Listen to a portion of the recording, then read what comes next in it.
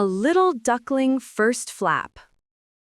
In a soft, grassy nest by the edge of a sparkling pond, a tiny duckling named Ina blinked open his bright eyes.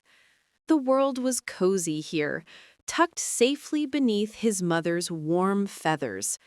His brothers and sisters huddled close, their soft down tickling his wings. It was safe. It was snug. But Ina was curious.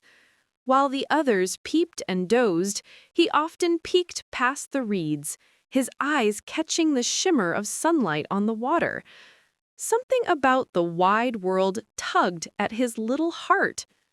He wobbled to the edge of the nest, tiny feet stumbling, wings flapping more from excitement than skill. Adventure sparkled in his eyes. One sunny morning, as his family nestled together, Ina took a bold wobble forward. Plop! He tumbled right over the edge of the nest. Startled but unhurt, he blinked up at the towering reeds. The pond stretched out before him, endless and glittering. To Ina, it looked like an entire world.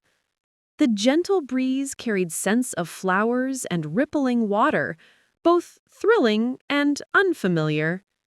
Ina waddled forward bravely until a tall blade of grass blocked his path. He pecked at it, tilted his head, then squeezed through with a determined wiggle. A wobbly rock came next, slick and round. Ina slipped, squeaked, and scrambled upright again, shaking off a droplet with pride. I can do this, he peeped. The pond was full of surprises. A sudden swirl of water pulled at Ina's tiny feet. He squeaked in alarm as the current nudged him away from shore. Worse still, a large goose fluffed his feathers nearby, conking with a grumpy glare. Ina froze, his little heart beating fast. Just then, a calm, steady voice floated from a sun-warmed rock. "Steady there, little one," said a wise old turtle, his shell shining like polished stone. "The pond can be tricky for small feet."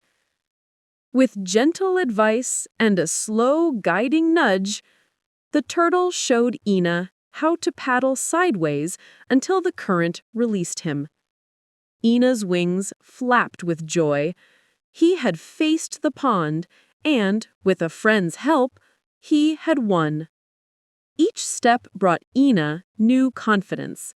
He learned to balance on wobbly stones, nibble tiny bugs for a snack, and flap his wings just enough to steady his walk.